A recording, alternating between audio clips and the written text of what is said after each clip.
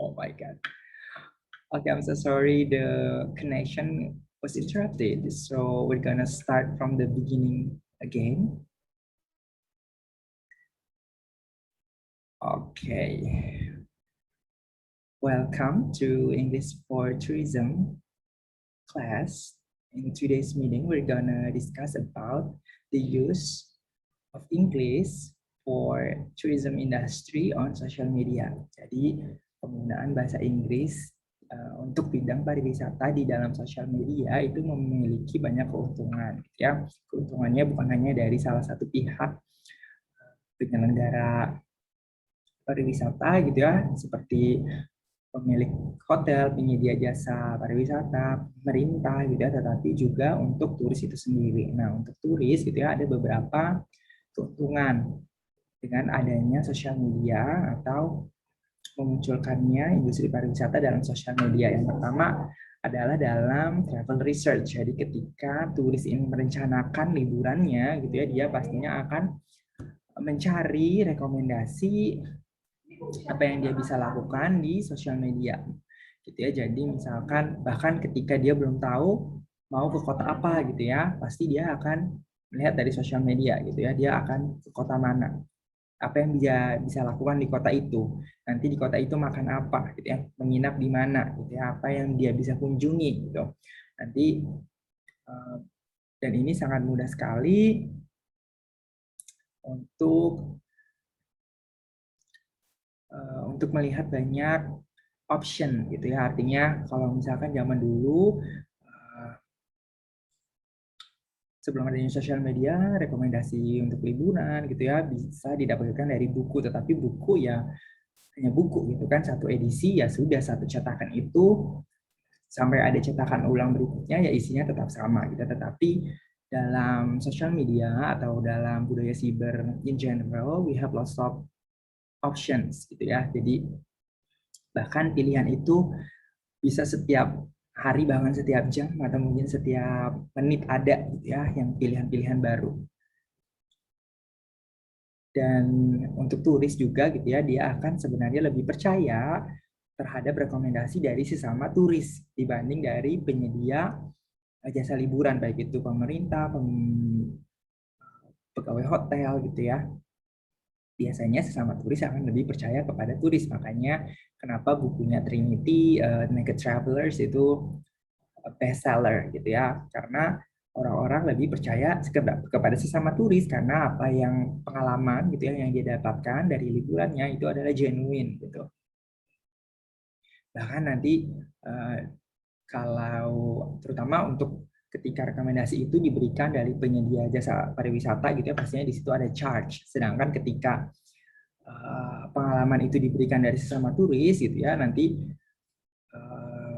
penggambaran atau penjelasan finansial, gitu ya, pastinya akan lebih gamblang dan tidak apa ya, maksudnya optionnya itu nanti lebih beragam, gitu. Kalau kalian mau murah ya bisa lebih murah, gitu, karena tidak ada charge dari atau tidak dikenai biaya dari si penyedia jasa pariwisata itu, ya. Lalu untuk turis, gitu ya, hadirnya sosial media untuk industri pariwisata juga untuk komplain, gitu. Artinya misalkan kalian ketika komplain secara langsung kepada penyedia jasa pariwisata, baik itu hotel atau tempat liburan, gitu ya, tetapi komplain tersebut tidak ditindaklanjuti, gitu ya, kalian bisa melakukan komplain melalui sosial media. Nanti biasanya karena sosial media itu kan bisa dilihat oleh banyak orang, gitu ya, pasti penyedia jasa pariwisatanya juga tidak mau kehilangan muka, gitu ya, pasti dia akan menindaklanjuti komplain-komplain yang disampaikan melalui sosial media, terutama untuk komplain yang disampaikan di forum terbuka seperti di kolom komentar, gitu ya, atau melalui feed Instastory, gitu ya. Nanti berbeda lagi dengan misalkan direct message, itu kan lebih private, gitu ya. Tapi komplain ini biasanya komplain yang disampaikan di ruang terbuka, gitu ya, artinya bisa diakses atau dilihat oleh orang banyak, biasanya akan lebih ditindaklanjuti, gitu ya. Tapi jangan jadikan ini sebagai kalian mengada-ngada komplain gitu ya agar misalkan mendapat fasilitas tambahan atau komplimen gitu ya dari hotel, dari tempat wisata, itu jangan. Lalu keuntungan berikutnya, dengan adanya sosial media dalam industri pariwisata atau industri pariwisata dalam sosial media, yaitu bagi turis gitu ya, turis biasa nantinya bisa menjadi travel influencers, misalkan seperti Trinity itu tadi yang menulis buku Naked Travelers. Dia kan awalnya hanya turis biasa, tetapi karena hobinya itu gitu ya dituangkan dalam buku dan banyak orang yang membaca dan following her footstep gitu ya, artinya mengikuti saran-saran atau rekomendasi dia, artinya uh, pergi ke tempat yang sama, menginap di tempat yang sama, makan makanan yang sama gitu ya, ketika mengunjungi satu kota yang sama, banyak orang yang percaya gitu ya, sehingga nantinya pemilik jasa pariwisata juga percaya kepada dia gitu ya, nanti dengan munculnya endorsement, paid promotion dan lain-lain gitu ya. Ini juga misalkan sama dengan kalau zaman dulu mungkin artis gitu ya, artis diundang liburan gitu ya. Artis di sini artinya adalah pemain sinetron, pemain film, penyanyi gitu ya, diundang ke ke sebuah kota, menginap di hotel gitu ya, mengikuti rangkaian turnya untuk mempromosikan, atau ada juga yang disiarkan di TV gitu ya, seperti Jejak Petualang, atau di Trans TV ada My Trip, My Adventure, dan masih banyak lagi. Nah ini kalau dulu kan hanya selebritis gitu ya yang bisa mendapatkan kesempatan seperti itu. Kalau sekarang orang biasa, turis biasa pun bisa mendapatkan, bisa memiliki kesempatan seperti itu gitu ya, kalau banyak orang yang mempercayai dia gitu ya. Sehingga pariwisata ini gitu ya bisa juga menjadi sumber penghasilan. Jadi bukan hanya menghambur-hamburkan uang gitu ya untuk liburan, tetapi liburan sendiri juga bisa menjadi mata pencaharian gitu ya. Contohnya tadi melalui endorsement. Jadi ketika kalian datang lalu mempromosikan gitu ya, lalu mempromosikan tempat yang kalian datangi itu ke teman-teman, keluarga atau followers gitu ya, itu namanya endorsement. Atau juga melalui affiliate, artinya kalau misalkan belum dipercaya oleh penyedia jasa pariwisata gitu ya, kita bisa menggunakan affiliate. Jadi ketika orang membuka laman dari penyedia jasa pariwisata itu melalui tautan yang kita buat gitu ya, kita akan mendapatkan percentage. Memang biasanya tidak banyak. Jadi misalkan saya menuliskan link sebuah hotel gitu ya di misalkan Instagram saya, lalu nanti teman-teman gitu ya, keluarga booking booking di hotel tersebut melalui link saya, nanti saya akan mendapatkan berapa persen gitu dari nilai belanjanya gitu, dari nilai bookingnya seperti itu. Tapi memang nilainya tidak besar sih affiliate. Tapi kalau banyak yang booking dari link yang kita buat, nanti kan banyak juga gitu ya. Dan untuk turis gitu ya, untuk turis biasa itu untuk menjadi misalkan travel influencers gitu ya, banyak juga platformnya gitu kan. Kalau misalkan untuk di Twitter itu kan lebih ke kata-kata, sedangkan untuk di Instagram lebih ke visual gitu, artinya foto. Walaupun sekarang bisa video gitu ya, tetapi Instagram itu lebih fokus ke foto. Lalu nanti di YouTube kalian bikin vlog, video blog gitu ya, itu kan gambar bergerak, artinya video, bisa video yang panjang, bisa berjam-jam, bisa berpuluh-puluh menit sampai jam-jam gitu ya, itu bisa di YouTube. Atau juga nanti di TikTok. Di TikTok ini kan hanya 1 menit gitu ya, jadi kreativitas kalian itu lebih diuji lagi melalui editing gitu ya, bagaimana menyampaikan pesan itu dalam 1 jam gitu ya. Dan ini juga terus berubah gitu ya, tren-tren media sosial ini gitu ya. Awalnya mungkin Twitter yang naik daun gitu ya, lalu muncul Instagram. Awalnya ya blog gitu ya, lalu dari blog lalu ke Facebook, lalu ke Twitter, lalu ke Instagram, ke YouTube, sekarang ke TikTok gitu ya. Jadi dan masing-masing sosial media ini punya karakteristik, nanti saya jelaskan sih di karakteristiknya. Dan gitu ya, turis ini juga dengan hadirnya sosial media dalam industri pariwisata gitu ya, turis ini juga bisa menjadi misalkan digital nomads. Artinya adalah bekerja tidak mesti masuk kantor gitu. Jadi dia bisa bekerja di mana saja. Jadi banyak sekali turis-turis yang dia ini sebenarnya bekerja untuk perusahaan Amerika atau perusahaan luar negeri lainnya, tapi mereka bekerja di Bali misalkan. Ya, ini namanya digital nomads. Karena walaupun mereka mengerjakan pekerjaannya remotely dari Bali gitu ya, tetapi mereka kan tidak terdaftar sebagai karyawan dari satu perusahaan lokal sehingga free of tax gitu ya, jadi tidak dikenai pajak dan lain-lain, dan visanya pun hanya visa liburan. Ini juga merupakan suatu ke, ke nilai kelebihan sendiri gitu ya, yang memungkinkan dengan adanya sosial media gitu. Lalu berikutnya keuntungan dengan hadirnya sosial media dalam industri pariwisata gitu ya bagi pegawai hotel dan pekerja pekerja pariwisata gitu ya. Yang pertama adalah digital marketing. Jadi kalau zaman dulu untuk promosi gitu ya, biasanya orang hotel, orang-orang penyedia jasa pariwisata itu menggunakan printed materials, artinya cetak gitu ya, material-material atau materi promosi yang dicetak seperti brosur, leaflet gitu ya, pamphlet gitu. Tapi kalau sekarang kan sudah berupa posting gitu ya, apa-apa diposting.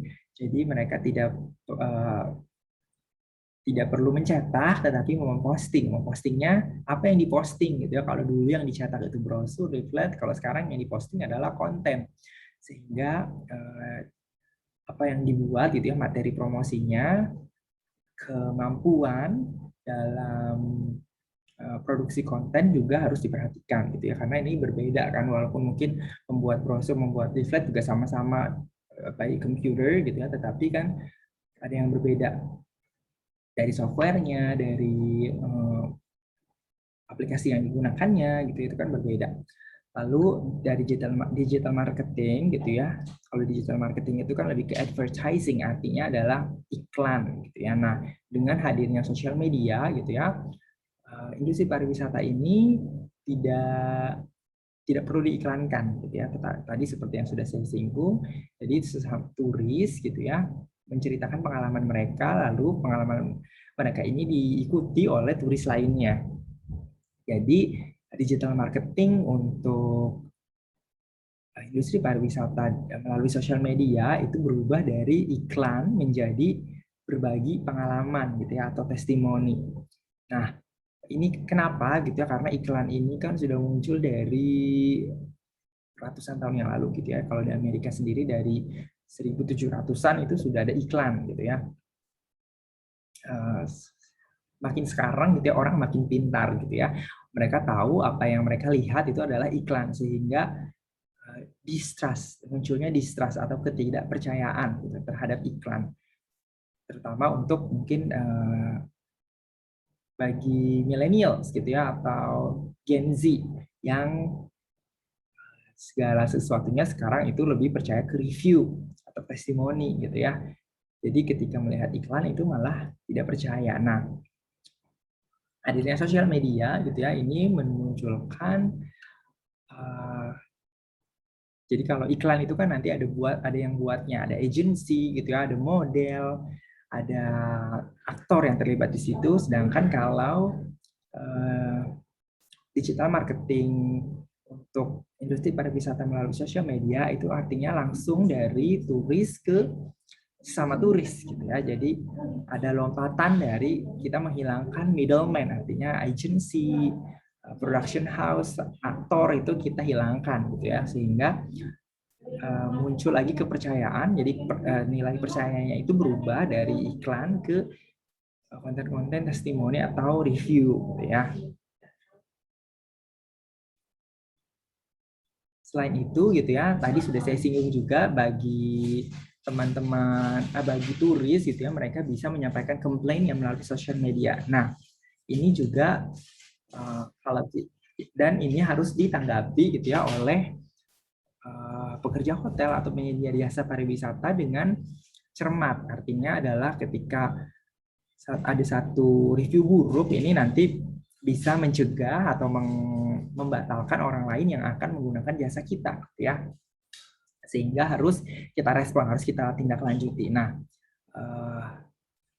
artinya adalah tetapi dari cara kita menindaklanjuti komplain tersebut bisa terlihat juga bagaimana gitu ya kita menunjukkan kepada calon pengguna jasa kita gitu ya bahwa apa yang kita berikan itu, bahwa setiap komplain itu kita perhatikan dengan baik dan betul gitu ya. Jadi setiap komplain kita tindak lanjuti, tidak ada yang kita cuekan gitu.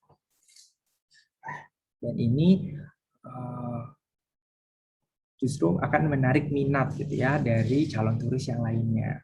Selain itu juga misalkan dengan adanya customer service ini gitu ya, jadi kita bisa menyampaikan informasi itu tidak harus selalu diulang-ulang gitu ya, tetapi nantinya turis ini sudah pintar gitu ya, mereka tidak akan menanyakan hal yang sudah kita jelaskan gitu, sudah terpampang di sosial media kita gitu ya. Ini salah satu kelebihan dari adanya hyperlink. Hyperlink ini adalah bagian dari konten tulisan gitu ya, verbal yang bisa kita klik, itu namanya hyperlink. Selain itu juga gitu ya, munculnya sosial media untuk industri pariwisata juga seperti yang tadi saya singgung, jadi one to many, jadi tidak perlu jadi sekali kita posting gitu ya, akan banyak orang yang terjangkau. Nanti banyak orang yang dapat mengakses atau melihat konten yang kita sharing gitu ya. Kalau zaman dulu brosur, pamflet itu dicetak untuk kita bagikan ke orang tertentu, artinya misalkan ke sebuah institusi gitu ya, ke institusi pemerintahan gitu ya. Dari misalkan satu hotel gitu ya mencetak brosur lalu untuk diberikan ke institusi pemerintahan agar ketika mereka akan mengadakan event gitu ya, nanti mengadakannya di hotel tersebut. Tetapi kalau sekarang dengan adanya sosial media, apa yang ditampilkan itu bisa dilihat oleh siapa saja gitu ya, tidak ada batasan. Bahkan sesuatu yang kita sharing 1-2 tahun yang lalu masih bisa terlihat gitu. Sehingga yang paling penting gitu ya, ini kan sosial media memberikan keuntungan baik itu bagi turis gitu ya, bagi penyedia jasa juga. Sehingga dalam penulisan bahasa gitu ya, bahasanya bagaimana meramu sebuah English for Tourism on social media itu nantinya berbeda dengan apa yang ditulis dalam media-media non social media gitu ya. Contohnya dalam pamflet, dalam leaflet gitu. Kalau dalam pamflet, dalam leaflet itu biasanya lebih hard selling.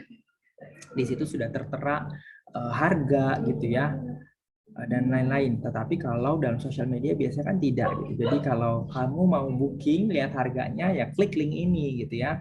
Sepertinya contoh misalkan nanti dibawa ke link Traveloka atau ke tiket.com gitu ya, sehingga bahasa yang digunakan itu tidak boleh hard selling, tidak boleh terlalu kentara gitu ya, seperti orang jualan obat gitu, tidak boleh. Jadi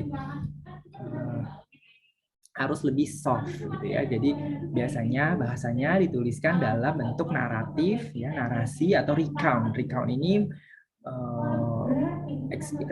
recounting artinya adalah mengulang, menceritakan kembali pengalaman. Itu nama teksnya recount. Jadi kalau kalian mau menulis promosi gitu, sebenarnya promosi tetapi tidak mau terlalu terkesan promosi, nah kalian bisa menggunakan bentuk naratif atau recount.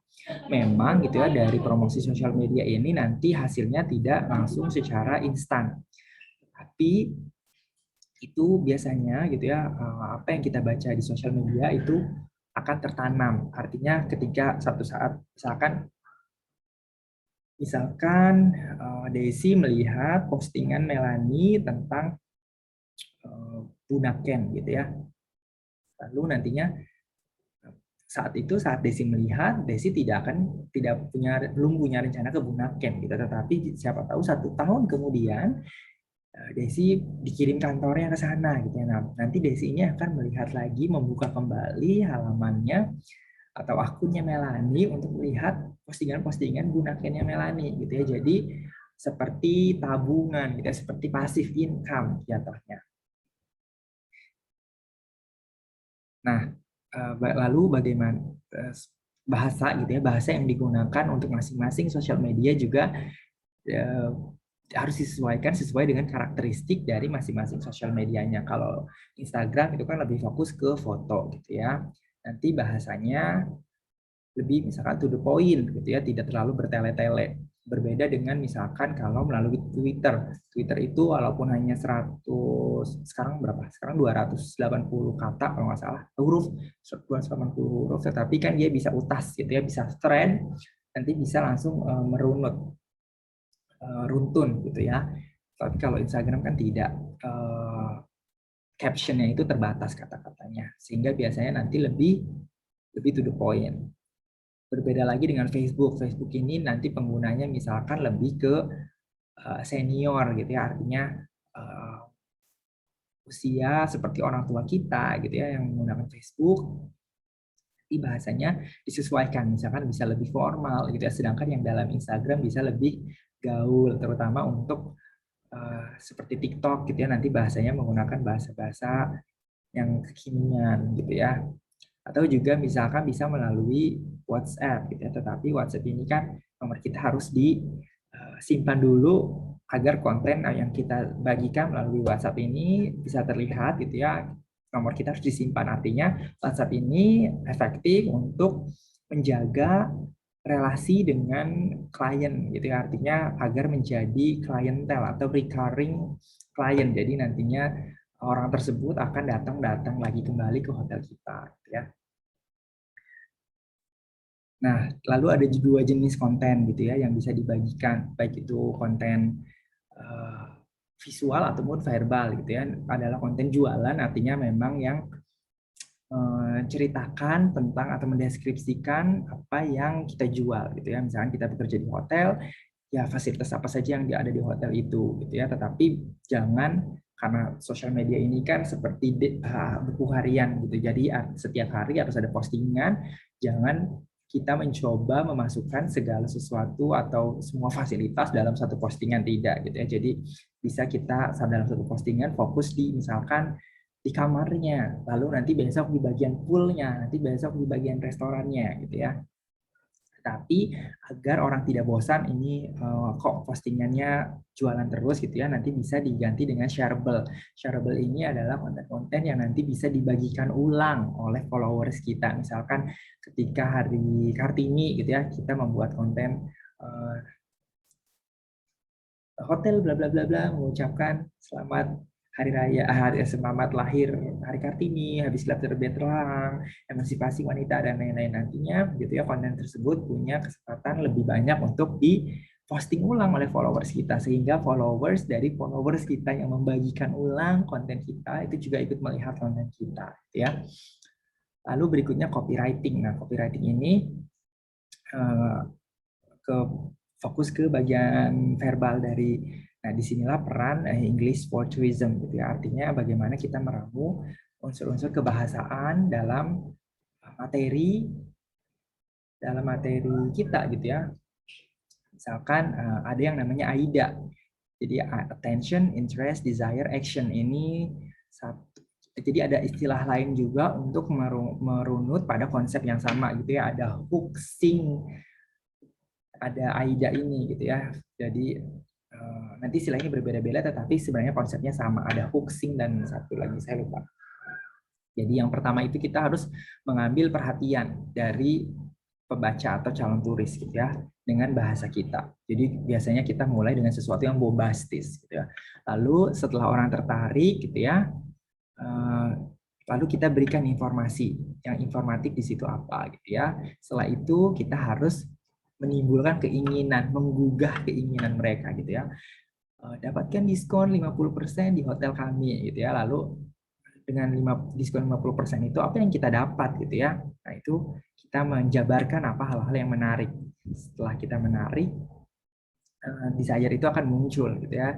Lalu nanti misalkan ada fasilitas ini, ada bonus ini gitu ya. Lalu nanti diakhiri dengan hubungi nomor berikut ya. Nah, untuk membuat konten atau bahasa Inggrisnya agar tidak monoton gitu ya, bisa digunakan kurikulum sosial media. Jadi kita merencanakan